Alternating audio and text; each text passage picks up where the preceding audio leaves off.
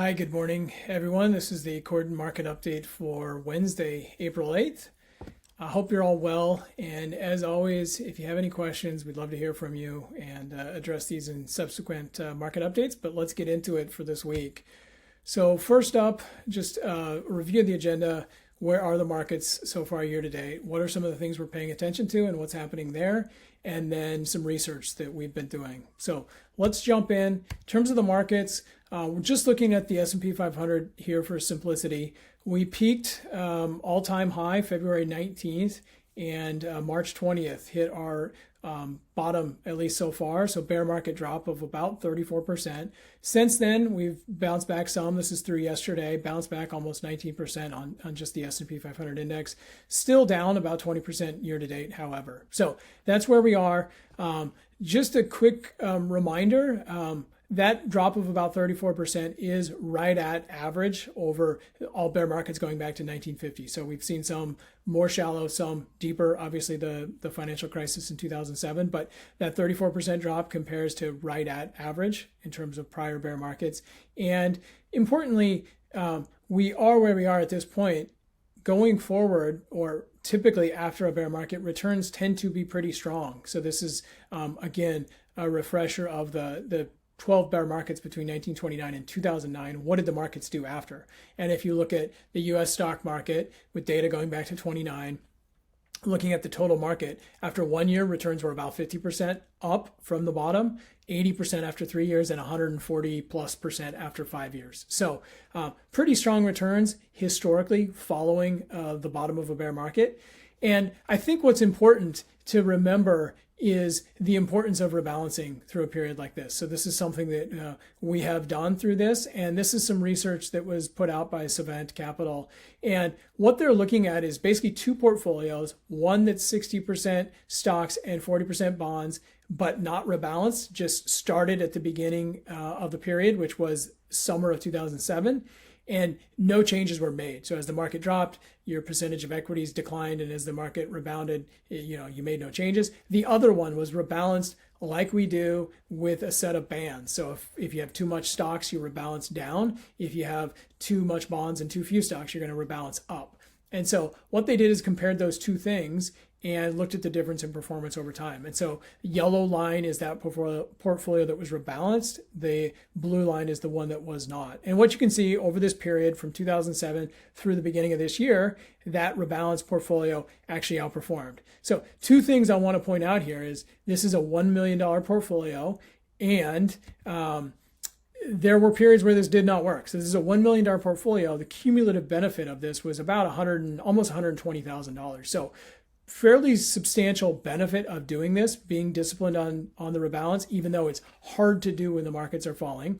The other thing, though, that I would point out is you're not going to get the timing right. It's impossible to nail the bottom. And, if we could just pick the bottom and then rebalance from there, but that's impossible to do. So even with this, in this simulation, basically the rebalancing was done too early. You would have ideally waited till 2009. Even though the rebalancing was done early, you still get this cumulative benefit. So the point here is, you can't time it, but it is important to rebalance and stay disciplined in the process. So it's one thing to look at or consider from a market perspective. In terms of what we're watching, again, going into this crisis, or as this crisis has unfolded, there's four things that matter. One is just the health concerns around the virus and the spread of the virus. How effective are the social distancing measures in terms of slowing it down, and when does it peak? What are the Federal Reserve's actions? What are the Congress's actions in terms of fiscal and monetary support for the economy? And then how is the economy doing? How bad is the recession? How long does it last? It's pretty much a foregone conclusion at this point for most people that we are going to go into a recession. It's just a question of how long does it last? How bad is it going to be? Now, the two things in the middle are green, because I think we've, from a market perspective, pretty much got the answers there. We kind of know what's going to happen. The Fed has stepped up and said they're going to provide unlimited support. Congress has stepped up with the CARES Act and some fiscal stimulus. There's talk of a fourth phase of stimulus, but we will see. But those two things in green are more or less answered. In terms of the virus, or in terms of what the market's watching, the spread of the virus, when does it peak, and then how deep is the drop in the economy and how long does that last for? How long does the shutdown last for? So that's what we're paying attention to. Let's take a look at those two things in yellow here briefly. So on the virus front, again, we're looking at the United States, South Korea, and Italy on these charts. And South Korea, is what every country kind of wants their data to start looking like. So cases peaked. What we're looking at is number of new cases in green, and then the 7-day moving average of new cases. And so what you want to see is this peak and the decline. Italy is starting to see that decline and the new cases flatten out. And in the last 2 days, the U.S. has seen the numbers 2 straight days lower than the peak. So hopefully that continues. Hopefully we're getting to that peak here in the U.S. Another way to look at this is basically the growth rate. How often do total cases double? And again, what you want to see is this line start to flatten out. So here what we're looking at is China and South Korea, which have seen, at least reportedly, seen their cases flatten out. And then some of the European countries plus the United States. And what you see is in these countries, you're starting to see the lines go this way, which is a good sign. In the US, you're starting to see it kind of bend and go this way. So this is what we're paying attention to. This is what the market's paying attention to in terms of how can we flatten the curve and reduce the number of new cases. In terms of in the US, where are the cases located? Again, the epicenter remains New York, New Jersey, East Coast. On the West Coast, Washington, California, and Oregon have less cases there, even though the outbreak actually started up here in Washington State. So good news, especially in Oregon, is still a low number of cases, which is great. On to the economy front. So there is a wide range in estimates put out there by economists. So what we're looking at is over week to week, what are the range of forecasts the economists are putting out there for GDP, growth rate of the economy. And so I'll just point your attention to this. Typically, the range of forecasts are fairly narrow band. What we're seeing now is just an enormously wide range of outcomes that are forecasted for GDP, both in Q2 and Q3. Q2 can range from negative 0.8, very small drop, to negative almost 42% drop in GDP in one quarter. Q3, more optimistic forecasts, but basically a 30% difference in the range, or 30% absolute difference in the range of GDP forecasts in Q3. So the market, I think, has shifted to paying attention here. Again, how long does the economy shut down and how big is that drop? And to the extent that we're going to see these very wide range of potential outcomes, is it best case, worst case, middle case, the market could remain volatile because this is what they're trying to figure out. So I think a lot of the attention has shifted there now. So moving on from what we're looking at in terms of what's going on in the markets, looking at some research in terms of after a bear market, how do the markets tend to respond and what tend to be some favorable or less favorable areas to be invested in. So first thing we're looking at here is just a point to consider that markets tend to turn before a recession ends.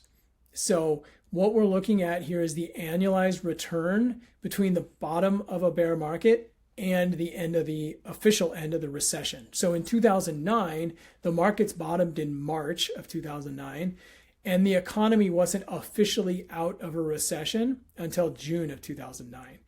During that period, March to June, the markets were up about 33%, which if you annualize that gives you this about 94% annualized return. The reason to annualize these are the time periods are different across these periods. And so you can compare it to the long-term average annualized return, which is about a 10% for the U.S. stock market going back to 1929. So the point here is this period between when the market bottoms and when the recession ends, when kind of the economists say all clear, we're back to normal, from a market perspective, actually can be a pretty attractive time and has been a pretty attractive time over history. In 2008, Warren Buffett wrote opinion piece in the New York Times where he basically said, this was October 2008, he said, if you wait for the robins, the spring will be over. Basically, you can't wait for somebody to send the all clear signal before you get into the market and get invested. And he was early on that, but it still was a good time to get into the market and be invested and buy more. The name of the piece that he wrote was Buy American, I Am. So even if you're not going to get the timing exactly right, but know that this can be a good period to be invested before the recession is officially ended. So that's one piece to look at. Other piece to look at is post-bear market playbook. So we looked at this a bit last time, which is what are the average total returns after a bear market has ended across some different markets. So we looked at the US total market, we looked at small cap stocks, which are in gray, we looked at the international markets here in teal, and we looked at emerging market stocks here in yellow. The two things that I'll point out here are, again, returns tend to be strong 1 year, 3 years, 5 years after a bear market. And then the other thing is there seems to be an even greater return to taking on a little bit of incremental risk after these periods. So small cap stocks outperform large cap stocks. Emerging market stocks tend to outperform international stocks coming out of a bear market. So let's dive a little bit deeper into that and break it down a little bit further. So here what we're looking at is some different factors compared to each other. So in the US market, we're looking at value stocks versus growth stocks. We're looking at small stocks versus large stocks. Here we're looking at small value stocks versus small growth stocks.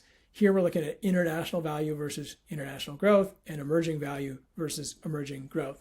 So again, the thing to consider here is these are differences in performance. So it's not that US value did 25%, it's that it did 25% better on average after a bear market than growth stocks. So the thing to consider here is that these factors tend to do well. Value outperforms growth over history, over time, after a bear market. Now, this is on average. One thing to consider is how often do those work? And so here we can go back to 1929 in the US market and look at what percentage of the time do these various factors outperform their counterpart. So first we'll look at value versus growth. So you see on average 1 year, 3 year, 5 years, 75% up to 92% of the time outperform over a 5-year period. For growth stocks, a lot of that outperformance comes early on in the first year after a bear market, but still, on average, you're going to outperform going out to 5 years value or large cap stocks. And then this is small value versus small growth, and we're going to dive a little bit deeper into this as well. This one is moves up as you go out, so you give a better chance the longer the time period for value to outperform growth on the small side of the equation. So small outperforms large in that first year. It's a little bit better than a coin flip value versus growth in small the first year, but it moves up to actually 100% going back to 1929. Okay, so we wanted to look at, in addition to just on average, how often do these different factors, how they perform over time. We want to look at valuations. How expensive or not are these different areas of the market compared to their counterpart or compared to history? And so in this first chart here, we're looking at the Russell 1000 value index.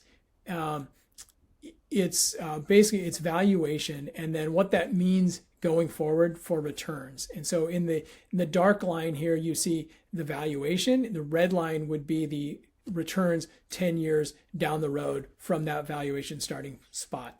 And these scales are inverted. So the higher you go here, the lower the return. The lower you go here, the higher the return. And here's the valuation. So more expensive to least expensive. And what you'll see is the more expensive things to be, the lower the returns tend to be. So this is 2000. So where are we now? We're right here in terms of valuation. So things are, for value stocks in the US, things are fairly cheap compared to history. So similar to 2000, 2008, 2009. And coming out of that period, returns were pretty attractive. So this is O'Shaughnessy Asset Management's research, but basically what they're doing is using this model, and obviously it's not going to be 100% accurate. Nobody can predict 10 years out what the returns are going to be with certainty, but you can look at kind of on a relative basis, where do you want to be? And using this model, based on where we were on March 23rd, their future returns for growth stocks are just 3% a year, value stocks 13% a year. So it gives you a sense of where we are on valuations for large company stocks.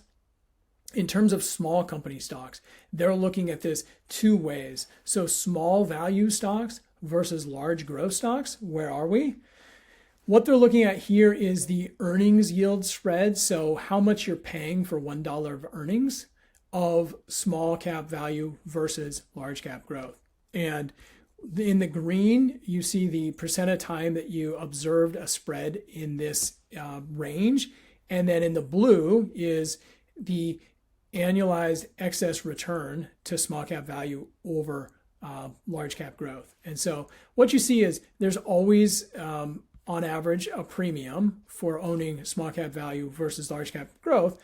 But at some points, based on that starting valuation, you would expect the percentage of annualized excess returns with the returns to be better. And so most of the time, we're going to fall into this 6 to 9% range in terms of the earnings yield spread. Today, we're actually at 21% difference, which is a historically very high spread, meaning you would expect to get paid a lot more, on average 16.8% more attractive to be in small cap value versus large cap growth right now. So we're here, one of the most attractive periods historically to own small value versus large growth. The other way to look at this is small value versus US Treasuries. So again, using that earnings yield metric, how much are you paying for small value stocks relative to what you could earn on a treasury bond? And again, we're out here in this 21% difference between the two. Most of the time we're between 3 and 6. 21%, which is, again, one of the most attractive periods. It's saying almost by 28% in the past, historically, small cap value has outperformed treasury bonds when you're priced in this area. So a couple things that, to consider that we're looking at and factoring into any portfolio decisions that we would be making. So that's it for today. Thank you. And hopefully this has been helpful. Again, if you have any questions, something that you'd like to either discuss over a phone call or a remote meeting, a video meeting, or if you'd have anything that you'd like us to address here in these updates, let us know. So thanks. Hope it was helpful, and have a good afternoon and a good day. Okay, bye.